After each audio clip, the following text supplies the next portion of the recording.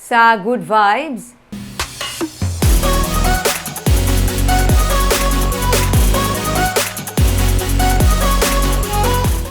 Hindi lamang hitsura kag kaalam ang kinahanglan para magdaog sa isa ka beauty pageant. Inisino kay anay Miss Universe kag actress Gloria Diaz. May report si Romeo Subado. Para sa kay 1969 Miss Universe Gloria Diaz, sa mga beauty pageant, 50% lang ang beauty and brain. Parehos na lamang sa natabo sa kandidata sa Pilipinas sa Miss Universe kasi Celeste Cortesi nga wala nangin mapalaron bisan guwapa kag maalam pero wala madala sa top 16. Sunod sa kay Diaz, 50% nagadepende man sa suwerte sa isa ka kandidata.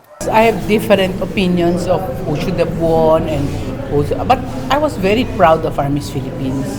Ganda ng katawan niya and talagang she tried her best.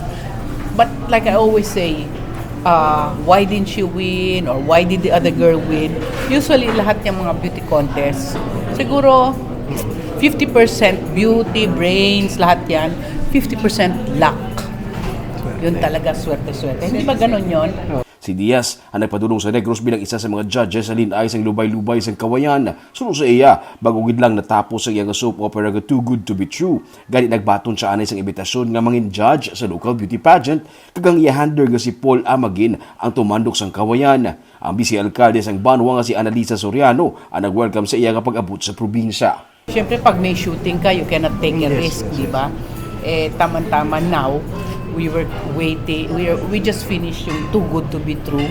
So sabi ko, mag-rest muna ako. Kasi yun, tuloy-tuloy yun di ba? Yung shooting namin.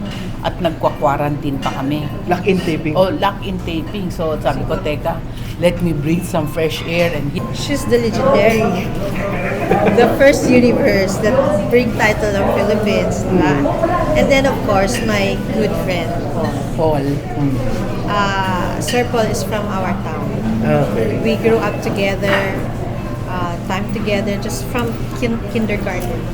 Hindi na bago ang Negros sa anay Miss Universe. Ang iya utod nga si Rio Diaz ang misis sa anay 4th District Congressman sadto nga si Charlie Cuangco gani permi man sa diri nagakadto.